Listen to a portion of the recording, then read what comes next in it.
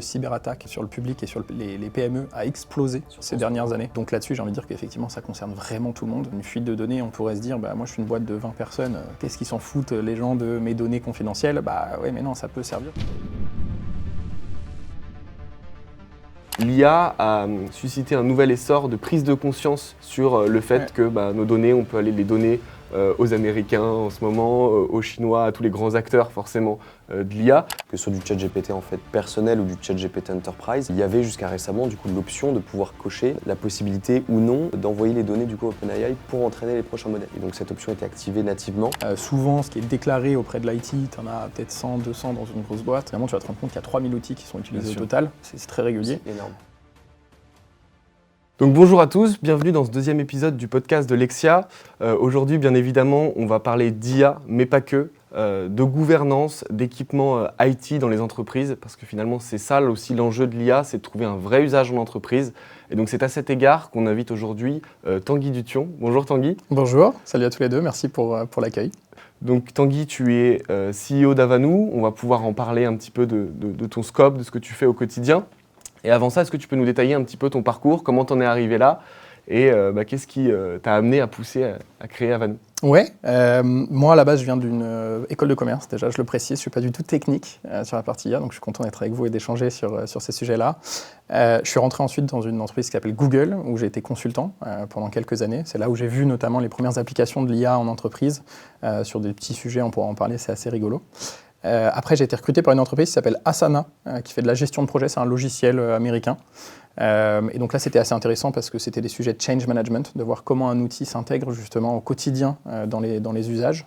Et c'est là où j'ai découvert ce que c'était que Shadow IT, notamment. Et puis après 4 ans, j'ai créé une entreprise de conseil qui permettait de faire de l'aide au choix d'outils. Donc en gros, on faisait de l'audit de problématiques chez nos clients et puis on leur montrait les solutions qui pourraient convenir potentiellement à résoudre ces problématiques. Et puis, j'aimais pas trop cette partie-là, donc on a pivoté et on a créé Sonar Clarity qui est devenu Avanou avec des développeurs. Donc c'est une application aujourd'hui de SaaS et IA management qui permet d'avoir la visibilité sur tous les logiciels, toutes les IA utilisées en entreprise par tous les employés. Bien sûr, c'est vrai qu'effectivement, nous, on peut aussi le constater. Chez Lexia, on voit que les entreprises aujourd'hui s'équipent de tellement d'outils, il y a énormément d'abonnements qu'on va pouvoir retrouver, parfois des coûts qui sont aussi cachés. Donc toi, est-ce que ce parcours-là d'être parti d'un grand groupe, puis d'être parti dans l'équipement, puis ensuite du coup d'aller un petit peu potentiellement aller taper sur les doigts des outils qui ne sont pas forcément utilisés, ça t'a servi de partir d'un grand groupe et puis de partir ensuite vers l'entrepreneuriat? Comment tu vois ça au niveau de ton parcours après l'avoir réalisé? Ouais, je pense que j'ai découvert un peu le monde chez Google pour le coup, moi. Chez Google, c'est quasiment que des outils maison. C'est un peu différent des autres sociétés. Oui. Par contre, c'est là que j'ai découvert l'intelligence artificielle. En fait, moi, j'étais consultant sur la partie marketing et le monde de l'ADS a évolué très fort. Et moi, j'ai eu la chance d'arriver.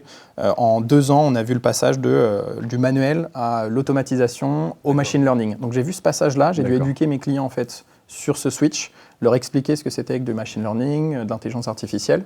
C'est ce qui m'a permis un peu de mettre le pied dedans. Et puis après, quand je suis passé chez Asana, qui était une plus petite boîte, il y avait 900 personnes à peu près quand je suis arrivé. Eux, ils avaient tous les SaaS de la Terre. Et pourtant, le pitch, c'était vous n'avez pas besoin de beaucoup de SaaS, puisque avec Asana, vous pouvez tout faire. Okay. Donc c'était assez rigolo, puisque le pitch, effectivement, c'était vraiment ça. C'était dire, pendant 20 ans, on s'est équipé d'outils de productivité, et plus on en a, moins on est productif, finalement. En tout cas, passer un certain seuil. Et donc là, c'est là que j'ai vu effectivement toute cette partie outillage, etc. Et donc là, avec l'arrivée de l'intelligence artificielle, c'était à peu près à la fin de Asana, de mon côté. C'était assez impressionnant de voir justement l'usage, à quel point il a explosé avec ChatGPT. Tout le monde s'est mis à l'utiliser. En termes de productivité, ça a permis de faire beaucoup de choses. Et donc ta question, pardon, est-ce que ça m'a aidé dans l'entrepreneuriat ? Peut-être que oui, peut-être que se lancer comme vous dans l'entrepreneuriat direct après l'école, c'est pas mal aussi, je sais pas. Tu parlais du coup d'anecdotes un peu rigolotes sur Google vis-à-vis de l'IA. Est-ce que tu peux les... Ouais, en fait, j'ai un outil qui m'a marqué, vraiment. Ouais. Je pense que dans toutes les grosses boîtes, il y a une grosse problématique, c'est les salles de réunion. C'était avant Covid, donc il n'y avait pas l'hybride, etc. Bien sûr. Donc réserver une salle, c'était une vraie problématique. On réservait une salle dès qu'on pouvait, dès qu'il y en avait une de libre. Potentiellement, tu étais tout seul avec un client, c'était une salle de 12, 15, 20 personnes. Et donc, ils avaient créé un IA, un chatbot dans Google Hangouts, donc c'était Google Meet, Slack, quoi, en gros, qui allait négocier avec les gens pour faire des changements de salle. Tu disais, j'ai besoin d'une salle de 12 personnes, parce que j'ai une grosse réunion, etc. Il n'y en a aucune de libre au bureau de Paris. Il allait voir toutes les salles, combien de personnes étaient enregistrées dans cette salle-là, et il allait négocier les salles pour réarranger les salles, etc. C'était extraordinaire, ça fonctionnait vraiment super bien. Dingue. Super. On voit que la complémentarité et l'importance souvent d'avoir les outils d'une même couleur, c'est-à-dire souvent on va utiliser la suite Google pour avoir des outils qui sont compatibles entre eux, etc., qui discutent bien. Toi, quel est ton avis du coup sur la question, étant donné que tu es parti d'un provider qui avait toute une suite d'outils, puis ensuite Asana, comme tu l'as dit, avec plein d'outils différents, et maintenant, toi, tu viens aller arbitrer un petit peu ces choix d'outils. Quel est ton avis du coup sur ces usages en entreprise? Est-ce qu'il faut mieux s'équiper et avoir une coloration Microsoft ou Google et puis derrière aller chercher les derniers petits SaaS qu'on va avoir besoin côté métier, ou est-ce qu'il vaut mieux aller directement tout customiser pour l'utilisateur final? Ouais, c'est une vraie bonne question. Je pense qu'il y a un petit peu des deux, j'ai envie de dire. Très bien. Moi, je suis très Google, forcément, ultra corporate toujours. Donc, je pense qu'avoir une base solide, et c'est ce que je vois en entreprise aujourd'hui, c'est soit du Microsoft, surtout les grands comptes ou le public typiquement, soit du Google plutôt startup, scale-up typiquement. C'est super important quand même d'avoir cette base solide avec tous les outils de base, j'ai envie de dire, bien intégrés entre eux, mine de rien, pour être productif, et puis après aller pick and choose autour. Par contre, avoir tous ces œufs dans le même panier, on l'a vu, ça peut aussi créer des problèmes. Là, récemment, c'était, je crois, en juillet, été l'année dernière, il y a eu l'outage AWS, on a eu Cloudflare, il y a eu pas mal de problématiques là-dessus. Donc, on voit que si on a tous ces outils, que des outils américains hébergés au même endroit, s'il y a un souci, tout tombe. Donc là-dessus, je pense que c'est sur cette problématique-là où il faut essayer peut-être d'aller chercher d'autres petits outils à droite à gauche, surtout sur des problématiques très spécifiques. Bien sûr, c'est ce dont on essaie de parler justement dans ce podcast-là aussi, c'est de l'importance de la souveraineté aujourd'hui en France, en Europe, mais en fait partout, parce que les Américains et les Chinois ont aussi leur propre souveraineté. Et effectivement, on l'a vu il y a quelques semaines avec du coup Cloudflare, etc. On ne pouvait plus utiliser des logiciels comme même Mistral, etc., qui du coup se sont mis à bugger. Donc c'est hyper important de pouvoir bien choisir les outils en fonction aussi de la stratégie, c'est-à-dire qu'on n'utilise pas le même outil si on met des données sensibles, par exemple des données de clients, etc., des devis, que si on met des données hyper stratégiques qui concernent des stratégies d'entreprise, qui concernent beaucoup de choses, des données sensibles de clients. Oui, ça je le vois moi avec Avanu, on a la visibilité encore une fois sur tous les outils utilisés par tout le monde. Souvent, ce qui est déclaré auprès de l'IT, tu en as peut-être 100, 200 dans une grosse boîte. Finalement, tu vas te rendre compte qu'il y a 3000 outils qui sont utilisés au total. C'est très régulier. C'est énorme. Parce qu'on va utiliser un petit outil à droite à gauche, parfois un I Love PDF en ligne, juste pour convertir un PDF en Word ou modifier un PDF par exemple. Ça reste un outil en plus, un WeTransfer pour envoyer du fichier par exemple. Des IA, évidemment on va en parler aujourd'hui, mais typiquement, c'est le genre de choses où la plupart des gens utilisent plusieurs IA, en fait, selon les usages. Et ce que tu dis est totalement vrai. On peut utiliser une IA interne pour des infos confidentielles. En revanche, utiliser un ChatGPT, un Claude, un Gemini, si on veut créer une image, si on veut faire ci, faire ça, etc. Ok. Et donc là, potentiellement, la première question qu'on a envie de se poser quand on t'écoute comme ça, c'est à quelle typologie de boîte ça s'adresse? Nous, je sais qu'il y a beaucoup de PME aussi qui nous écoutent. Est-ce que quand on est une PME, on aurait potentiellement moins de scrupules à se dire j'utilise I Love PDF par exemple, ou pour modifier une image, je vais aller utiliser un remove.bg ou ce genre de choses? Est-ce que ça peut d'ores et déjà être une problématique, ou tu vas adresser plutôt des grands groupes en te disant en fait, c'est vraiment des problèmes de compliance qui arrivent à partir d'un certain niveau d'employés et d'importance dans le marché? Super bonne question. Plus il y a de monde, plus il y a de risques, évidemment. Donc il y a beaucoup plus de risques, évidemment, pour les très gros que pour les plus petites entreprises. En revanche, je n'ai pas les stats en tête, mais le nombre de cyberattaques sur le public et sur les PME a explosé ces dernières années. C'est assez costaud. Donc là-dessus, j'ai envie de dire qu'effectivement, ça concerne vraiment tout le monde. Une fuite de données, on pourrait se dire, moi je suis une boîte de 20 personnes, qu'est-ce qu'ils s'en foutent les gens de mes données confidentielles? Oui, mais non, ça peut servir parce que derrière, peut-être que ton client à toi, c'est derrière une grosse boîte, que c'est une manière de rentrer aussi sur cette grosse boîte-là, etc. etc. Donc tout ça, c'est vraiment important. Donc PME, nous, on s'adresse à Avanu en tant que société. Après, c'est une question aussi de pricing, etc. Mais pour les entreprises qui démarrent entre 100 et 200 employés, en général, jusque, effectivement, groupe du CAC 40, très gros, plusieurs centaines de milliers d'employés. Par contre, effectivement, avoir les bonnes pratiques à partir de quelques employés, c'est toujours bon à avoir en tête. Donc entre 100 et 200 employés, effectivement, on commence à comprendre qu'il y a énormément d'outils qui peuvent être utilisés en interne, des outils qui peuvent potentiellement faire la même chose. Dans ce cas-là, tu parles de Shadow AI, Shadow IT. Est-ce que tu peux nous définir rapidement un petit peu ce que c'est pour contextualiser un peu la chose? Ouais, bien sûr. Shadow IT, ça existe depuis toujours.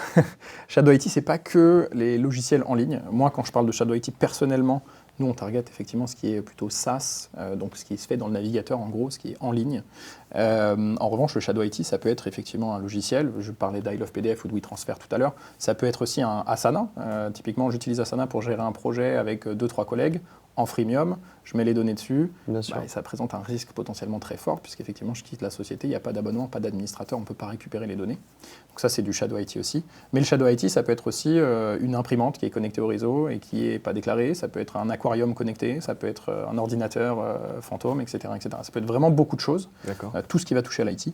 Et le Shadow AI, c'est le petit frère qui arrive, qui est beaucoup plus fort, beaucoup plus carré, qui arrive vraiment, là, en ce moment, très, très, très, très fort, pour le coup, et qui concerne, pour le coup, uniquement la partie intelligence artificielle. Donc, en gros, c'est tous les usages de l'intelligence artificielle qui ne sont pas déclarés, qui sont cachés, entre guillemets, auprès de l'IT.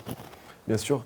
Et nous, ce qu'on a pu remarquer aussi côté Lexia sur les usages de l'intelligence artificielle, j'ai l'impression, et peut-être que tu vas pouvoir me confirmer ça aussi avec tes clients, que l'IA a suscité un nouvel essor de prise de conscience sur le fait que nos données, on peut aller les donner aux Américains en ce moment, aux Chinois, à tous les grands acteurs forcément de l'IA. Et j'ai l'impression qu'il y a une crainte et une prise de conscience aussi, du coup, qui est rétrospective, où on se rend compte, que les outils IT qu'on utilisait, qui ne sont pas forcément de l'IA, sont potentiellement hébergés ailleurs, sont potentiellement une zone de risque aussi pour l'entreprise.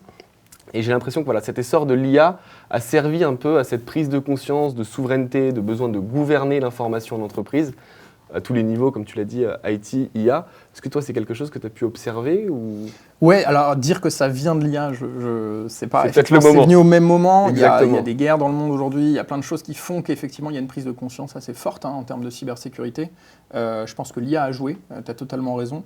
Assez fortement, notamment parce que si on parle de Shadow AI, d'usage de l'IA, il faut se dire aussi que qui connaît un SaaS aujourd'hui qui n'utilise plus l'IA derrière, dans le background. Typiquement Asana, aujourd'hui, on va avoir OpenAI ou Anthropic derrière. D'accord. Donc Shadow AI veut dire effectivement, je mets des données dans Asana, potentiellement c'est utilisé aussi sur des intelligences artificielles. Donc si je veux limiter en gros la donnée dans une IA, je dois aussi faire attention aux différents logiciels que j'utilise. Pour reprendre l'exemple de WeTransfer, ils ont eu un gros bad buzz l'année dernière où ils ont annoncé que tout ce qui transiterait par WeTransfer servirait à entraîner un modèle d'IA. Aïe. Donc là, tout de suite, ils ont du coup changé, ils ont dit non, on ne va pas le faire finalement, etc. Ils sont revenus en arrière parce que ça a fait un gros bad buzz évidemment. Mais c'est se dire que, encore une fois, je peux mettre potentiellement moi de la donnée dans un tout petit logiciel qui a l'air de rien, et finalement ça peut servir aussi à entraîner un algo derrière, et donc ressortir, on le sait, vous le savez mieux que personne, ressortir la donnée aussi à un moment potentiel. Ouais, puis on le voit aussi, et effectivement, nous quand on va aussi dans les entreprises pour faire de la formation, notamment sur les outils d'IA, ChatGPT, etc., que ce soit du ChatGPT en fait personnel ou du ChatGPT Enterprise, il y avait jusqu'à récemment du coup l'option de pouvoir cocher, et donc cette option était activée nativement, la possibilité ou non d'envoyer les données du coup à OpenAI pour entraîner les prochains modèles. Et donc c'est vrai que quand on dit aux gens qui utilisent ça depuis longtemps, on a vu aussi les dérives qu'il pouvait y avoir avec les psychologues de ChatGPT, etc. Quand les gens se confient personnellement et mettent leurs données personnelles, parce qu'on parle beaucoup d'entreprises, mais il y a aussi la partie plus personnelle avec des gens qui utilisent ça comme un ami parfois, voilà, comme une psychologue, on l'a dit. Et donc, cette option cochée nativement, souvent, du coup, il faut effectivement l'enlever. Et il y a aussi beaucoup de logiciels qui ne sont pas forcément transparents, où en fait l'option n'apparaît même pas. Mais comme tu le disais, en fait, WeTransfer, qui est un outil que tout le monde utilise, souvent c'est aussi dans les conditions générales d'utilisation, etc. Ça fait, ouais. Donc il faut faire attention par rapport à ça. Ouais, même Sam Altman l'a dit, arrêtez de mettre vos données confidentielles dedans. Donc si lui-même le dit, c'est qu'effectivement il y a une problématique derrière. Et de manière générale, j'ai envie de dire, peu importe l'IA, faites attention effectivement, sauf si c'est écrit noir sur blanc que vous pouvez et que c'est safe, quoi. Est-ce que tu as des exemples comme ça, comme WeTransfer, etc., qui te viennent en tête de justement des risques qu'il peut y avoir par rapport à ces logiciels-là qui peuvent être mal utilisés, tu vois, dans les entreprises? J'ai pas en tête un logiciel spécifique, effectivement, une dérive. qui me vient comme ça, en tout cas lié à l'utilisation de l'IA. La plupart ont quand même fait très attention. Hein. Typiquement, je parlais d'Asana qui utilise OpenAI et Anthropic. Évidemment, c'est en vase clos. Toutes les données qui sont dans ton Asana, puisque c'est toutes les données de l'entreprise, potentiellement ultra confidentielles, ne servent pas évidemment à entraîner l'algorithme derrière. Donc évidemment, ça a plutôt, je pense, été bien fait. Après, il y a le côté payant et le côté freemium. C'est toujours pareil. En fait, si tu vas dans Notion, tu as la possibilité d'utiliser de l'IA même en gratuit. Quelques crédits, hein, pas grand-chose. Est-ce que, j'ai pas lu les conditions générales, mais est-ce que effectivement, si c'est en gratuit, est-ce qu'ils n'ont pas le droit d'utiliser du coup les données pour entraîner? On le dit, la fameuse phrase, hein, quand c'est gratuit, c'est toi le produit. Bien sûr. Bah, c'est valable aussi pour l'IA pour le coup. Complètement vrai, surtout pour l'IA, oui. Et donc toi, du coup, Tanguy, quand tu arrives dans une entreprise, est-ce que tu es vu un petit peu comme le policier qui vient aller taper sur les doigts des collaborateurs? Est-ce que tu as un rôle plutôt de formation ou simplement tu vas discuter avec l'IT et aller trouver des solutions pour justement mieux équiper les collaborateurs et les accompagner sur une durée de 1, 2, 3 ans Ouais, c'est un super bon point, honnêtement. Vraiment pas en tant que policier, bien évidemment. L'idée, c'est pas de pointer du doigt. Encore une fois, s'il y a du Shadow IT ou du Shadow AI, c'est qu'il y a quelque chose derrière. Les raisons, généralement, d'ailleurs, hein, derrière le Shadow IT ou le Shadow AI, c'est que soit on n'a pas connaissance d'une solution en interne, et donc pour la productivité, pour l'agilité, la vélocité, on va aller s'équiper nous-mêmes d'une solution. Soit on a connaissance d'une solution, mais elle est lente, elle n'est pas terrible en interne, et donc moi j'ai toujours fait comme ça, je vais aller la chercher. Soit, généralement, le troisième cas, c'est j'ai besoin d'innover, j'ai besoin de tester de nouvelles choses. Ces gens-là, encore une fois, ils innovent, ils apportent des solutions. Le but, c'est pas de les pointer du doigt et de dire vraiment et de leur taper dessus. Donc sur cette partie-là, moi, quand j'arrive en général, c'est on regarde un peu la situation actuelle, quels sont les usages, on essaie de les comprendre, ces usages-là. Pourquoi est-ce qu'il y a de l'utilisation de tel ou tel logiciel? Dans quel but? Est-ce que c'est avec des données confidentielles ou pas? Et puis derrière, on sensibilise. Sensibiliser, ça veut dire s'assurer que quelqu'un qui va sur ChatGPT, même si ce n'est pas une solution qui est approuvée, on ne la bloque pas, on la laisse y aller. Par contre, on lui explique comment elle a le droit de l'utiliser. Bien sûr. On en parlait juste avant, mais dire, voilà, tu as un PDF d'un contrat confidentiel, tu ne vas pas le mettre dans ChatGPT. En revanche, si tu as une question sur une partie, tu l'anonymises, là tu peux poser ta question, il n'y a évidemment aucun problème. Donc tout ça, ça passe par de la sensibilisation, c'est intégré c'est un module spécifique en gros qui permet de notifier les gens quand ils utilisent une solution d'intelligence artificielle qui ne serait pas approuvée par exemple, et de les renvoyer directement vers la charte IA s'il y en a une. D'accord. Et donc on accompagne évidemment les clients quand j'arrive sont potentiellement un peu perdus aussi sur par où on commence. On doit mettre une charte IA en place, il y a l'AI Act qui arrive en ce moment. C'est compliqué. Et donc toujours on commence par une cartographie, on regarde, on comprend les usages, on sensibilise, on met une charte IA en place qui justement va expliquer les bonnes pratiques. D'accord. Et niveau entry point, du coup, avec qui tu discutes? Quels sont tes interlocuteurs privilégiés quand tu vas dans une entreprise? Et d'où vient la problématique dans une entreprise? Qui se dit, à quel niveau la personne se dit, là, je pense qu'on a besoin de faire une cartographie justement des usages qui tire la de notre IT ou de l'IA. Alors, il n'y a pas forcément de sonnette d'alarme. Encore une fois, ça pourrait être aussi se dire, je vais regarder ce qu'il y a. Je pense que je n'en ai pas de Shadow IT. Spoiler alert, tout le monde en a, évidemment. Bien sûr. Souvent, le DSI, évidemment. Le DSI chapeaute l'IT au niveau global de l'entreprise. Donc, lui, il a besoin de savoir ce qu'il pilote. Gouverner sans visibilité, c'est juste impossible, encore une fois. Donc, pour bien gouverner, il faut savoir ce qu'on fait. Et donc, c'est lui qui va généralement, effectivement, vouloir avoir une vision globale de tous les usages. Il y a le RSSI, puisqu'évidemment, cette vision globale, l'idée, c'est de se dire, une fois que j'ai cette vision, est-ce que c'est un risque ou pas? Donc, cette gestion du risque, c'est le RSSI, le directeur de la sécurité, qui va gérer ça. Et puis, ça peut être aussi l'intelligence artificielle, surtout au niveau grand groupe, je dirais plus de 1000 ou plusieurs milliers d'employés. Généralement, il y a une direction IA qui se crée maintenant dans ces entreprises-là. Et donc, eux, pour commencer à mettre en place justement des bons réflexes et une solution potentiellement interne, il faut déjà comprendre ce que les gens font et ce qu'ils utilisent. Donc, ça peut passer par là aussi. Très rapidement, tu parles de cartographier quand on arrive dans l'entreprise. Côté technique, si tu peux nous donner quelques mots de comment ça fonctionne, cette cartographie, est-ce que c'est simple, est-ce que c'est compliqué? Pour l'anecdote, moi je sais que j'ai un ami qu'on a en commun, parce qu'on reste des ingénieurs avant tout, qui justement pour passer à travers justement ces politiques d'IT qui étaient fermées à ChatGPT, etc., se faisait une pipeline avec un bot WhatsApp qui te répondait et qui te connectait à WhatsApp. Est-ce que ces choses-là, tu peux les voir ou pas? Si quelqu'un se connecte à travers WhatsApp, à ChatGPT ou à une IA externe, ou essaie vraiment de contourner et être un petit peu filou sur le Shadow AI ou Shadow IT, tu peux le voir? Comment ça se... Ok, comment ça fonctionne techniquement alors et est-ce que je vois les dérives? En gros, c'est ça. En termes de dérives, il y en aura toujours. Bien sûr. Et j'ai discuté il n'y a pas longtemps avec un consultant d'un très gros groupe du CAC 40 qui me disait typiquement, moi, tout est bloqué. Donc j'ai trouvé une petite extension navigateur que j'installe dans mon navigateur. Personne ne regarde les extensions navigateur et en fait dedans j'ai mon bot et je fais ce que je veux. Donc, il y a toujours des petits moyens comme ça. Techniquement, nous, comment on fait? On va avoir en gros de la visibilité sur tout ce qui est connexion SSO. D'accord. Donc ça c'est déjà généralement approuvé en général quand il y a une connexion SSO, surtout avec Microsoft. Avec Google c'est encore autre chose, mais voilà. Ensuite on va effectivement regarder tout ce qui se passe dans le navigateur. D'accord. Donc là, effectivement, si quelqu'un utilise un ChatGPT, Claude, Gemini, on le verra, d'accord.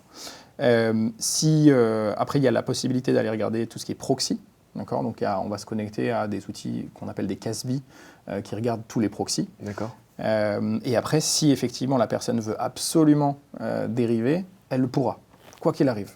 Dans le sens où demain, tu vas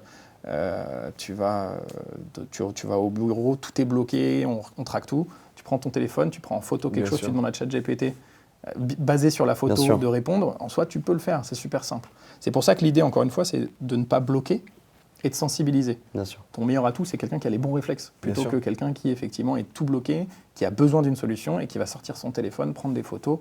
Et là, c'est encore pire, tu contrôles vraiment plus ta donnée. C'est ce qu'on voit aussi dans les grands groupes. Nous, en fait, on a remarqué ça également. Plus on parle à des gens qui, du coup, plus l'entreprise est grande, mais aussi également plus l'entreprise est confidentielle, sécurisée, etc. Plus du coup, il y a une tendance à avoir vraiment des outils bloqués avec des ordinateurs le matin qui se démarrent et qui prennent 1 heure. Donc du coup, on a remarqué également que dans ces entreprises-là, et je pense que c'est toi, tu dois le voir, du coup, les gens utilisent, mais fondamentalement pas pour filouter, je dirais, mais du coup pour bypasser certaines restrictions, qui du coup les contraignent dans leur travail tous les jours. Et du coup, ça peut être, je ne sais pas si du coup toi tu t'en rends compte, mais ça peut être quelque chose de contraignant quand on bosse là-bas. Complètement. Et c'est pour ça justement qu'il faut réussir à bien sensibiliser tout le monde. Ça commence par les dirigeants, de se dire, j'ai eu une anecdote d'ailleurs sur cette partie bloquée. J'avais travaillé au tout début de Havano avec un client. Quand on a commencé cette cartographie, il a vu qu'il y avait une quinzaine d'outils de PDF converteurs utilisés en ligne. D'accord, donc I Love PDF, voilà, etc. PDF 24, etc. Il a pris panique, il a tout bloqué tout de suite. Donc, 2 semaines après, moyen de faire de PDF. Voilà, Et 2 semaines plus de PDF après, dans l'entreprise. 2 semaines après, il y avait 10 autres alternatives qui étaient arrivées. Wow. Parce qu'en fait, les gens, ce qu'ils font, c'est on va sur Google, je cherche I Love PDF, ça marche pas, je vais sur le lien suivant. Ouais, et t'en as Ça 14, marche, tes bon, pages, voilà, et ça marchera toujours. Ouais. Donc en fait, bloquer les plus connus, c'est aussi leur dire allez sur d'autres alternatives qui sont peut-être encore pires. On ne sait pas où c'est hébergé, etc., etc. I Love PDF, mine de rien, ça reste quelque chose qui est relativement solide, c'est hébergé en Europe, c'est quand même pas dégueulasse par rapport à plein d'autres choses qu'on peut trouver. Donc il vaut mieux contrôler l'usage de I Love PDF et sensibiliser sur ce qu'on peut faire ou pas avec, versus les renvoyer vers des trucs ultra dodgy qui sont potentiellement beaucoup plus à risque. Bien sûr. Donc si je résume, tu as vraiment une partie du coup inhérente à l'outil, qu'est-ce que l'outil est potentiellement sensible, etc. Et puis une deuxième partie qui est sur l'usage de l'outil, qu'est-ce que je mets comme information sur l'outil, qu'est-ce que je donne à ce service qui m'est proposé. Je sais que tu parlais de politique, justement, IA, de ne pas donner des documents confidentiels, par exemple, à ChatGPT, etc. Est-ce qu'on ne perd pas aussi le contexte? Parce que forcément, tu as un degré de performance qui est moindre quand tu donnes moins d'informations à l'IA. Donc c'est un petit peu aussi un balancier à trouver entre performance, parce que je lui donne énormément de contexte, mais donc des informations sensibles. Et de l'autre côté, j'ai un outil qui n'est pas forcément performant, sur lequel je peux tout mettre parce qu'il est on-premise, donc il est en local sur mon ordinateur. Comment tu fais le choix entre les deux? Nous, je sais que c'est aussi une des raisons qui nous a poussé à travailler avec la voix, avec les échanges de meetings, etc. Ouais. Parce que c'est justement cette contextualisation qui est très importante. On va avoir énormément de choses dans ce qu'on se dit, des adjectifs, on va pouvoir avoir des qualifications, potentiellement des informations qui sont volatiles, on va pouvoir les attraper avec la voix. Mais dans ce cas-là, on est donc du coup extrêmement sensible. Comment tu gères ce genre de matériel? Qu'est-ce que tu vas regarder chez un outil en premier? Et où est-ce que tu mets la barre de la confidentialité sur l'usage de ce que tu mets dans une IA ou pas? Ça fait beaucoup de questions. Non, c'est super clair honnêtement et c'est super intéressant. Je pense que c'est bien connu de tous maintenant. Plus tu as de contexte, plus la réponse sera bonne. Hein. Bien sûr. Donc l'idée, c'est vraiment ça, c'est d'aller donner le plus de contexte possible. Après, aujourd'hui, si tu parles on the spot, vous trouvez un exemple, c'est compliqué, mais si je dis, OK, j'ai un contrat et je veux faire revoir mon contrat, par exemple, ou une clause spécifique, je peux dire qu'à la place de dire c'est telle entreprise, je peux dire c'est une entreprise de telle taille dans telle industrie. Déjà, ça donne pas mal d'infos sans donner exactement l'entreprise. Derrière, je peux dire l'objectif, c'est ça, sans expliquer, sans donner un chiffre très spécifique non plus. Je peux toujours essayer en fait d'anonymiser la donnée comme ça. Il y a des logiciels, alors aujourd'hui américains et israéliens uniquement, qui font du remplacement à la volée dans ton compte. Donc en gros, ils sont installés dans l'entreprise et puis il y a des employés qui vont peut-être uploader un PDF, un contrat ou même écrire directement une question, faire un copier-coller, etc. S'il y a de la donnée confidentielle, il y a alerte qui est envoyée automatiquement avec remplacement à la volée de toutes les données confidentielles. Ça, c'est quelque chose qui est possible. C'est intéressant, ça. L'Europe aujourd'hui n'est pas prête, clairement, sur ce type de choses, parce que niveau RGPD, ça veut dire quand même lire tous les prompts de tous les employés, sachant qu'il y a au moins 50% des prompts qui sont perso, même sur une IA professionnelle. Donc ça, l'Europe n'est pas prête, ça viendra, je pense, un jour, et d'où le besoin, encore une fois, d'avoir une solution aussi souveraine, hébergée en Europe, qui respecte les règles de RGPD, qui respecte toutes les réglementations en cours. Je ne sais pas si j'ai répondu à ta question totalement. Si, complètement. Ce côté, soit avoir une IA souveraine, mais potentiellement, du coup, on le voit, hein, les entreprises qui nous demandent des solutions en local, on voit ces demandes réémerger, ce qui est d'ailleurs un petit peu paradoxal par rapport à l'avancée du cloud, etc. On voit de plus en plus de boîtes qui nous demandent d'avoir leur propre solution standalone chez eux. Mais donc forcément, ça représente des coûts potentiellement beaucoup plus gros, un investissement initial important. Et potentiellement des performances un petit peu amoindries, parce que forcément, si on est sur un cloud, quand on parle à ChatGPT, il évolue tout le temps, et on n'est pas forcément au courant de toutes les mises à jour qui sont faites, donc on suit un petit peu la tendance, alors que quand on vient capitaliser sur quelque chose en local, on n'a pas forcément cette flexibilité. C'est d'ailleurs ce que nous, on a essayé de répondre avec ce juste milieu. Donc c'est pour ça que cette conversation est très intéressante, de savoir comment on peut pondérer entre sécurité, l'avoir en local, un cloud français, jusqu'où tu peux aller dans cette sécurisation et dans cette complexité pour arriver à une souveraineté, une gouvernance la plus parfaite possible. Et puis de l'autre côté, avoir quand même un logiciel qui est performant et qui est compétitif. Hein, tout à fait. Quand on voit, nous, effectivement, des solutions de retranscription qui sont toutes bêtes sur du meeting, qui coûtent quasiment rien, mais qui sont américaines ou d'autres pays qui peuvent être dérangeants pour des institutions publiques, par exemple, on se demande comment nous, on peut être compétitifs vis-à-vis de ça. Et je pense que la prise de conscience de la sécurité, de la souveraineté, c'est un des leviers aujourd'hui majeurs sur lesquels il faut se pencher. Je pense que, tu vois, sur les intelligences artificielles type, intelligence artificielle générative, genre ChatGPT, Gemini, etc., je trouve ça assez logique que quelqu'un en utilise plusieurs. Déjà, selon l'objectif, on sait qu'il y en a qui sont meilleurs que d'autres sur certaines choses. Hein, tu vois, Claude sur le code, par exemple, ce genre de choses. Nano Banana sur la génération d'images maintenant, etc. Donc, ce que je veux dire, c'est on peut avoir, selon le degré de confidentialité de la donnée, utiliser l'une ou l'autre. C'est-à-dire que je peux utiliser ChatGPT au quotidien avec des données non confidentielles parce que, imaginons, ce soit le modèle le plus performant pour moi, il a une mémoire, il sait comment j'aime écrire mes mails, etc. En revanche, j'ai des données confidentielles, j'utilise l'intelligence artificielle interne de l'entreprise ou alors hébergée dans nos serveurs internes, tu vois. Pour ce qui est de la transcription, en revanche, souvent c'est un truc qui est plugué sur tous les meetings, on ne va pas switcher de l'un à l'autre. Donc là, dans votre cas spécifique, pour moi, il faut quelque chose qui soit souverain. On ne peut pas se dire, aujourd'hui on enregistre tous les meetings de l'entreprise, donc c'est ultra confidentiel en termes de données. Ne serait-ce qu'un meeting entre un sales et un client, potentiellement c'est très confidentiel. Il y a un NDA derrière qui régit ça. On peut pas, si les données partent encore une fois quelque part et que c'est accessible de n'importe qui, ça peut être encore une fois très dangereux. Pour plein de raisons, je pense qu'on parlera des risques du Shadow AI, mais c'est pas que la fuite de données aussi, ça peut être réputationnel, ça peut être pas mal de choses. Donc là, dans votre cas, pour moi, il n'y a pas de discussion. Ça peut être un peu moins performant, mais il faut que la donnée soit sûre. Je pense que c'est ce côté, ouverture aussi à quel est le degré de risque que tu peux mettre comme information confidentielle sur une plateforme. Effectivement, quand tu es sur une plateforme IT, on va dire I Love PDF, il n'y a que le contenu du PDF qui peut fuiter et qui peut être sensible. Quand tu parles de Shadow AI et que tu t'ouvres à l'IA générative, et on se rend compte, les gens ils donnent de plus en plus d'informations pour avoir justement ce contexte, cette performance. Mais donc derrière, ça a un prix qui est de se dire, en fait, effectivement, là on peut avoir une discussion Et on n'est pas forcément comme dans un podcast où on peut couper après au montage et se dire cette partie-là, je l'enlève parce qu'elle est trop sensible. Exactement. Là, on est en direct avec un logiciel et c'est directement dans des serveurs qui potentiellement pourront être utilisés à des fins pas forcément confortables. C'est exactement là-dessus, je voulais rebondir. En fait, c'est vrai que le propre d'une conversation avec une tierce personne ou plusieurs autres personnes, c'est qu'en fait, on ne peut pas prévoir ce qui va se dire. C'est-à-dire qu'il y a parfois des meetings sales qui débouchent sur des meetings un peu stratégiques, etc. Exactement. Parce que finalement, voilà. Et donc, par définition, le prompt, on peut encore, ce que tu disais, avoir plusieurs intelligences artificielles dans lesquelles on peut piocher, et puis en fonction de l'usage et du besoin, la conversation, c'est pas possible, quoi. Aujourd'hui, c'est imprévisible, au-delà du fait que ce soit ultra sensible, ultra confidentiel. Et je pense que c'est important de notifier et puis que les gens le sachent, quoi. Et puis souvent, c'est les réunions qui sont les plus stratégiques, les plus complexes, dans lesquelles on a besoin d'une transcription et d'un rappel, justement. Bien sûr. Un small talk, effectivement, c'est pas grave si on n'a pas la transcription. Donc, justement, raison de plus, effectivement, pour avoir quelque chose de souverain et de bien sécurisé. Ouais.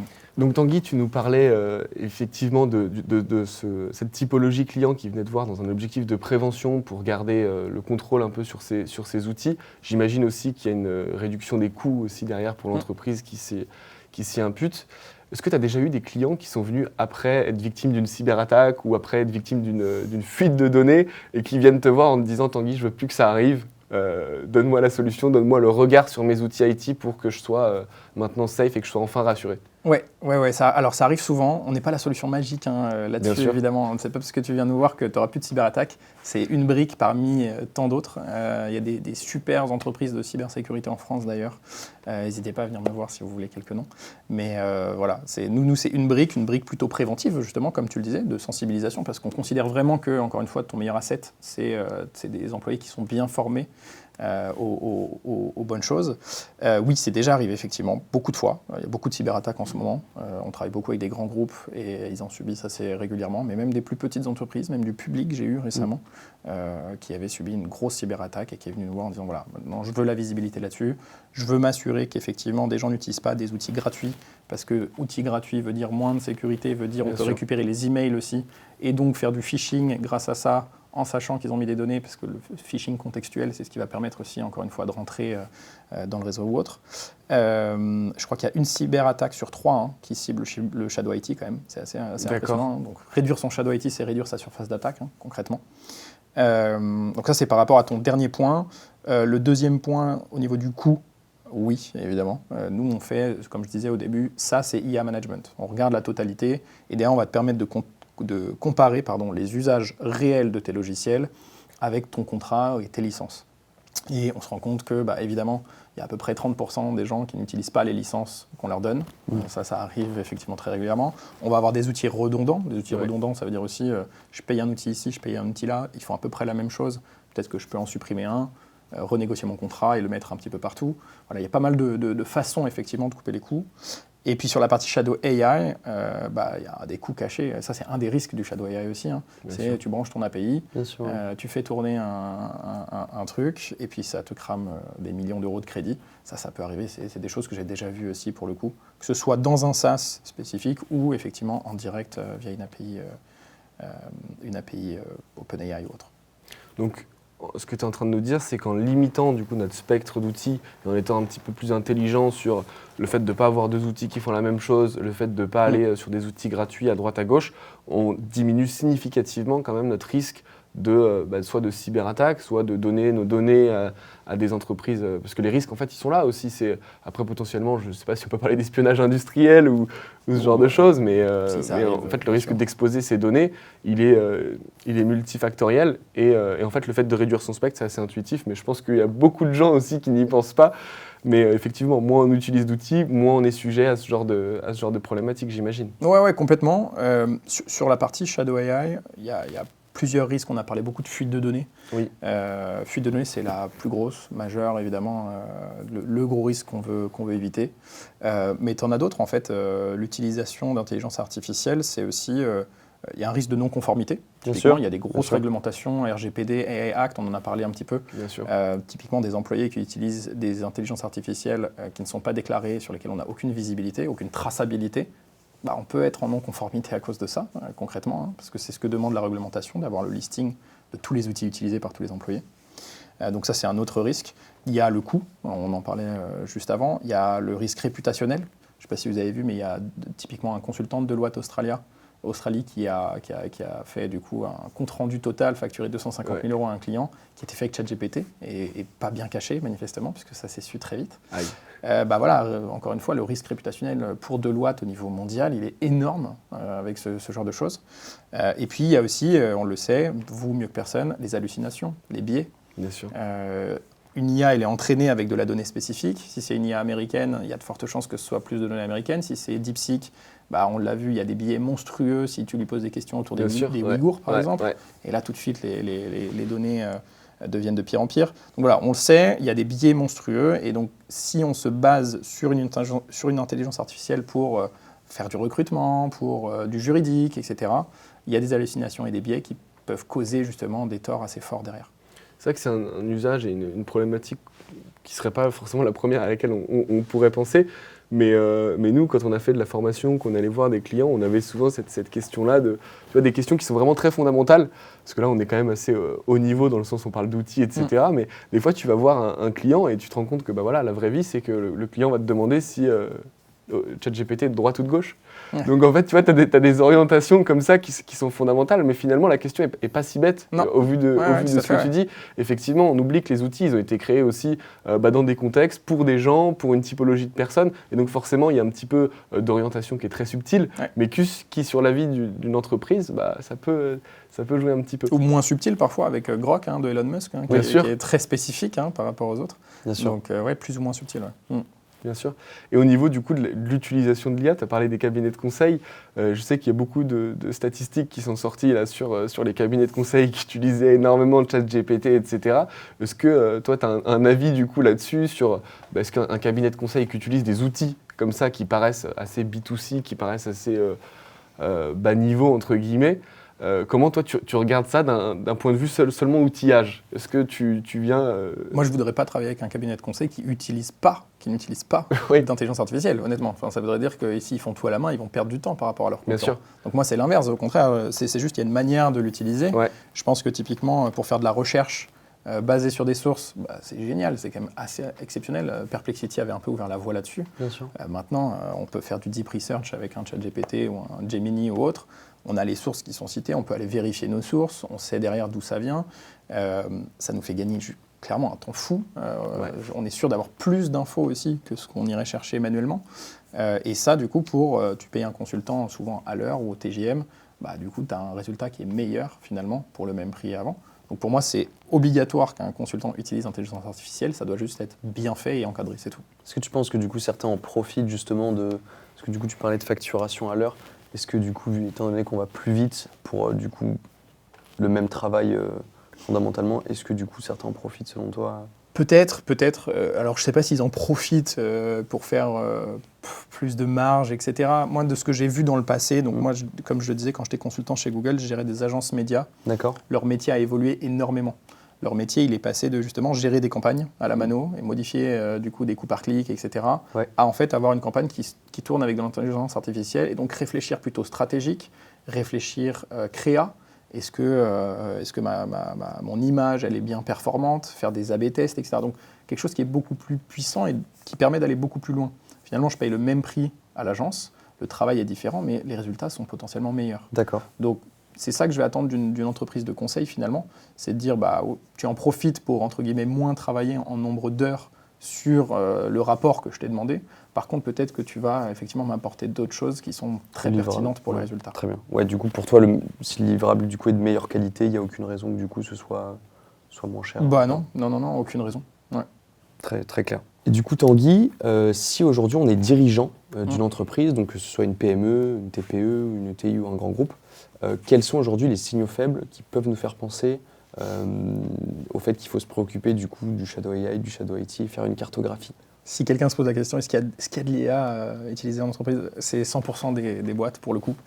Faut se dire que même si j'ai pas approuvé d'IA et que j'ai tout bloqué en interne, de 1, il y a probablement des alternatives que j'ai pas bloquées, parce qu'en fait, il en existe des centaines et chaque jour, il y a des nouvelles applications d'intelligence artificielle qui arrivent. Donc les gens trouvent des manières de l'utiliser. Et si jamais vraiment tout est bloqué parfaitement parce que vous êtes vraiment très très fort, ils utiliseront leur téléphone et ils utiliseront l'intelligence artificielle dessus. Parce que, j'ai pas la stat exacte, mais il y a plus de 95% des gens, je crois, qui utilisent une intelligence artificielle au quotidien. Donc voilà, soyez persuadés qu'il y a du Shadow AI chez vous. Et si vous me dites il n'y en a pas parce que je regarde les flux proxy, bah, il y en a quand même parce qu'en fait, juste les flux proxy, ça ne suffit pas. Et il y en a d'autres autour et c'est probablement mal catégorisé parce qu'un flux proxy, souvent, il va regarder tout le web et il ne va pas être spécialisé sur cette partie-là. Du coup, justement, en parlant de ça, on a vu du coup quelque part qu'environ 3/4 des gens utilisent leur compte personnel sur des outils tels que ChatGPT, Gemini, etc. pour travailler en entreprise. Du coup, concrètement, aujourd'hui, du coup, maintenant qu'on a sensibilisé, etc., si je suis DSI, si je suis Head of AI dans une entreprise, comment je fais pour commencer? Comment je démarre? Est-ce que je t'appelle? Qu'est-ce que je fais? Bien sûr que tu m'appelles déjà, évidemment. Non, mais parce que beaucoup de gens doivent t'appeler. Ouais, voilà, c'est ça, exactement. Je vais donner mon numéro à la fin. Non, mais tu dois commencer par cartographier. En fait, peu importe l'étude que tu fais, ça commence par la situation actuelle. Quelle est la situation actuelle? Si tu veux voir la situation actuelle, tu mets en place notre outil, ça te permet de voir justement toutes ces IA qui sont utilisées dans le navigateur, d'accord, même si c'est une utilisation, un compte personnel que la personne paye de sa poche en soi. Les risques de cybersécurité sont les mêmes, hein, bien sûr, parce que si je mets un PDF pro dans mon chat GPT perso, c'est presque même encore pire en soi, parce que je peux le récupérer plus tard, etc. Bref. Donc, on regarde d'abord ce qui se passe, ce qui est utilisé, on va ensuite comprendre. On a des manières dans notre logiciel d'aller poser des questions directement aux gens, savoir effectivement est-ce qu'ils utilisent la version gratuite, est-ce qu'ils ont plutôt leur abonnement personnel. Et derrière, effectivement, se dire, bah voilà, et s'il y a un abonnement personnel de cette personne-là qui est utilisé, pourquoi est-ce que c'est utilisé? Est-ce qu'il y a un vrai besoin? Est-ce que c'est parce qu'elle ne sait pas qu'on a une alternative? Si on n'en a pas d'alternative, bah, comprendre effectivement ce besoin-là. S'il a du sens, peut-être lui payer effectivement un abonnement Enterprise qui sera du coup géré en interne dans l'entreprise pour que les données soient cloisonnées, etc. etc. Oui, parce que du coup, tu as aussi un rôle qu'on n'a peut-être pas évoqué, qui est de potentiellement conseiller, je ne sais pas si tu le fais, conseiller à de nouveaux outils quand il y a un usage qui est fait en interne, qui est fait un peu de manière discrète par les collaborateurs. Est-ce que toi, tu peux aussi arriver et dire on va prendre tel outil qui va centraliser la chose, ou tu es simplement dans le côté audit et tu vas leur poser la question pour qu'ils cherchent de leur côté? Comment tu gères ce côté création d'outils et pas juste je réprime, j'enlève, etc. Ouais, je comprends. Moi, je suis 100% agnostique. J'ai aucun partenariat ou quoi que ce soit avec une autre entreprise logicielle. D'accord, ça, c'est quand même vraiment important. Donc, j'ai aucun intérêt à dire, à utiliser ça plutôt que ça. Vraiment aucun intérêt. Ce qu'on me pose comme question, c'est vous travaillez avec d'autres entreprises de mon industrie ou de la même taille. Nous, on est complètement paumés là-dessus. Est-ce qu'ils utilisent ça ou ça? Donc, moi, je dis juste ce que je vois concrètement. Typiquement, j'ai eu cette question-là dans le public il n'y a pas longtemps. Il me semble qu'il y a une intelligence artificielle française qui s'appelle Delibia, qui permet justement pour les comptes publics, donc c'est du génératif comme ChatGPT. Je ne sais pas, encore une fois, ce que ça vaut, je ne les connais pas du tout, hein, d'accord. Je dis juste que je l'ai vu et qu'il y a pas mal effectivement d'entreprises publiques, typiquement, qui se posaient la question à utiliser cette intelligence artificielle. Donc voilà, je vais juste conseiller en gros comme ça en disant, enfin pas conseiller plutôt, je vais dire ce que je vois et puis après je laisse les gens faire leurs propres recherches. Ok. Oui, tu n'as pas de rôle forcément dans apporter de nouveaux outils, pas du tout. Et vraiment d'audit et de se poser la question, d'ouvrir les questions sur potentiellement il y a des outils, moi j'ai vu ça, après faites-en ce que vous voulez. C'est exactement ça. Et potentiellement, ils auront un partenaire, une entreprise de conseil qui va les aider, qui va analyser les données de notre plateforme pour dire, voilà, il y a des problématiques de risque, on va gérer les problématiques de risque. Il y a des problématiques de transformation digitale, on va gérer ces problématiques-là.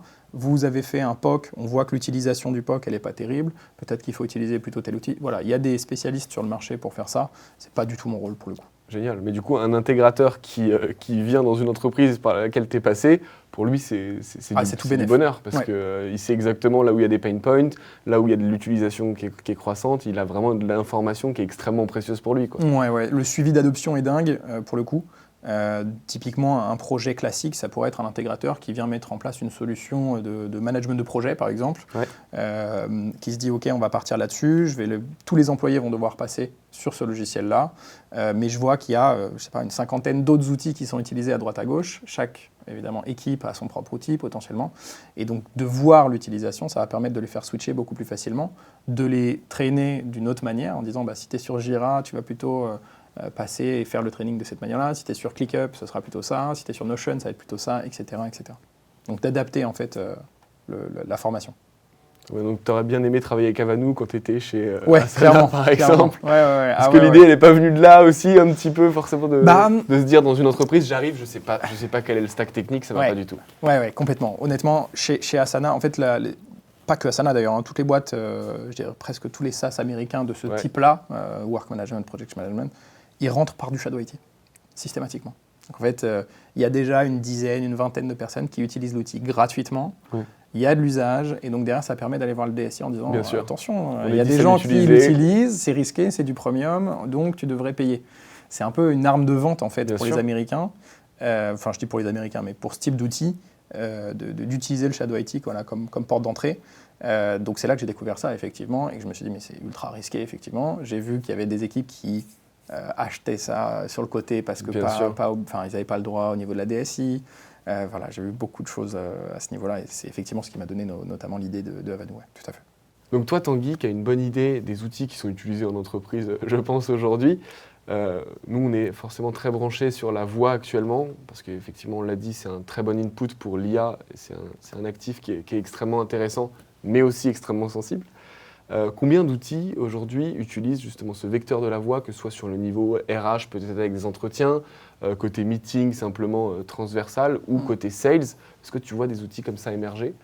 Alors, il y a beaucoup d'outils. La plupart des entreprises, effectivement, font au moins des tests. En fait, souvent, je vois surtout du test, beaucoup, dans le sens où je crois que je n'ai pas vu une seule fois une solution actée pour toute l'entreprise, par exemple, sur la transcription de meeting ou autre. Mais par contre, effectivement, il y a beaucoup d'outils systématiquement qui sont testés par les gens. Ça peut être effectivement des consultants, ça peut être des sales, ça peut être des RH, ça peut être des journalistes. Tout pour enregistrer les notes. Mine de rien, c'est quelque chose qui est quand même super pratique. Enregistrer les notes, avoir son compte-rendu sans avoir à prendre des notes, c'est-à-dire qu'on est beaucoup plus concentré justement dans ce qu'on dit. Typiquement, notre échange d'aujourd'hui pourrait effectivement avoir une transcription parfaite derrière et du coup être réutilisé pour créer du contenu. Tout ça, c'est quand même très pratique. Donc oui, il y a beaucoup d'outils qui émergent. Il y a beaucoup d'outils Doji. La plupart, c'est des Américains, surtout quand le prix est attractif, etc. J'ai vu quelques Européens, et puis il y a de l'asiatique aussi, évidemment. Mais surtout américains, israéliens, de ce que je vois moi, pour le coup.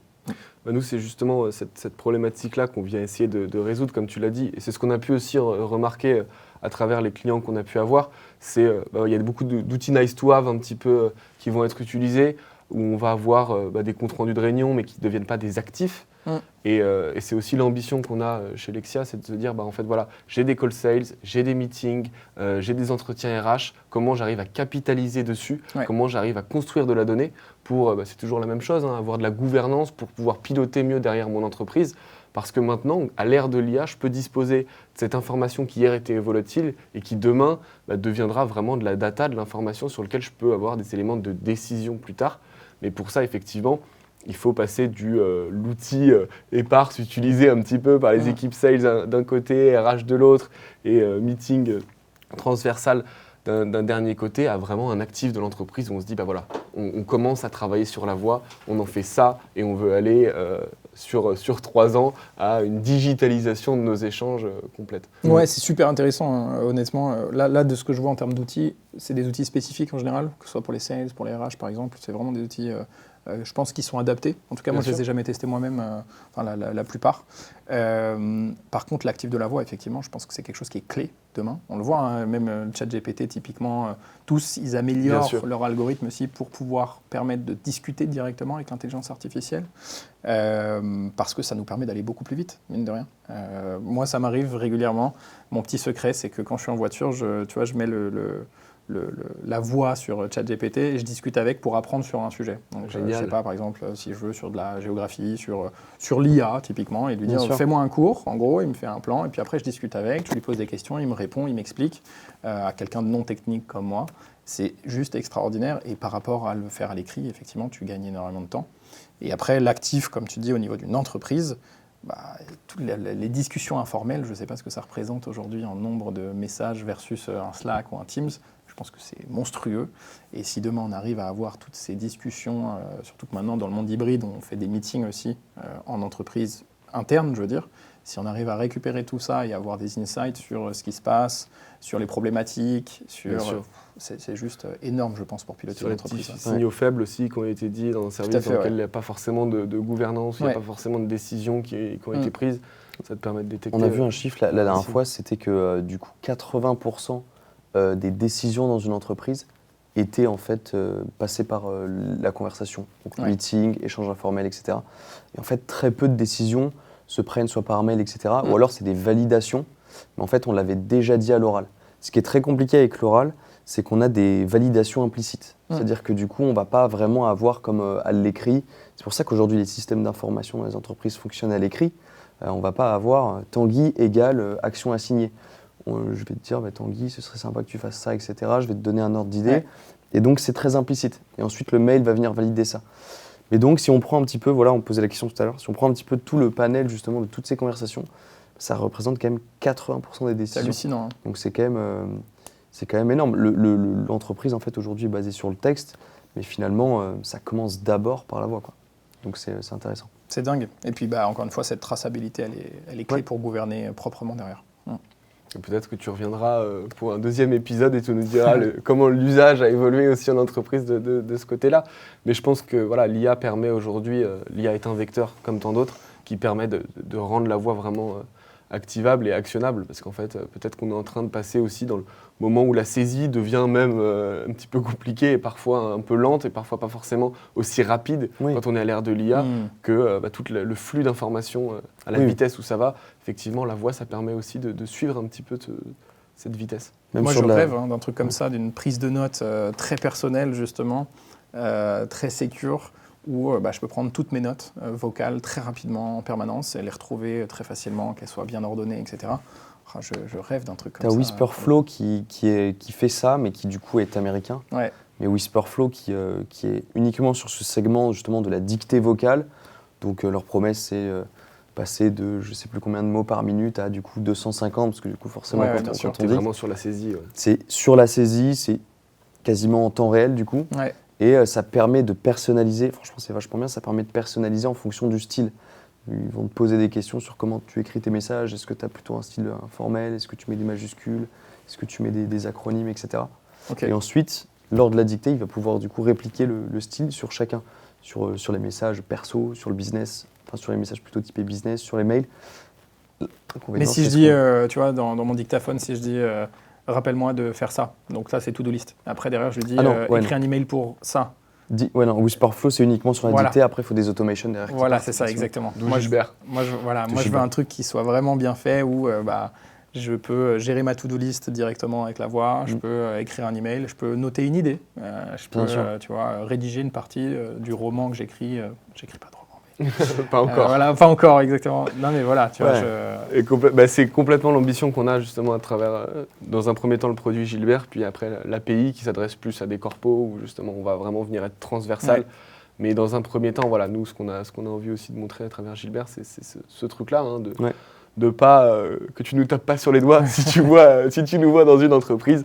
Normalement, le SaaS Gilbert est plutôt compliant niveau sécurité. Et c'est ça qu'on va venir chercher pour vraiment débloquer cet usage de la voix dans un premier temps, puis après le développer à travers l'API, à travers des connecteurs, à travers vraiment des workflows.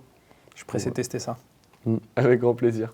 Du coup, merci beaucoup Tanguy d'être venu avec nous, d'avoir discuté de tous ces sujets-là très intéressants. On a pu parler du coup du Shadow AI, du Shadow IT, de toutes les implications pour les entreprises et pour les individus, de toutes les étapes aussi de la cartographie des logiciels jusqu'au problème de gouvernance, de fuite de données, etc. On a deep dive un peu aussi dans les sujets un peu plus techniques. J'espère qu'on n'a pas trop perdu l'audience. Mais en tout cas, merci beaucoup. Hyper intéressant. Avec grand plaisir, merci pour l'invite les gars. Et puis pressé de faire l'épisode 2 alors d'ici un an, un truc comme ça. D'ici un an pour voir l'évolution. Allez, parfait. Super. Même jour, même heure. Génial.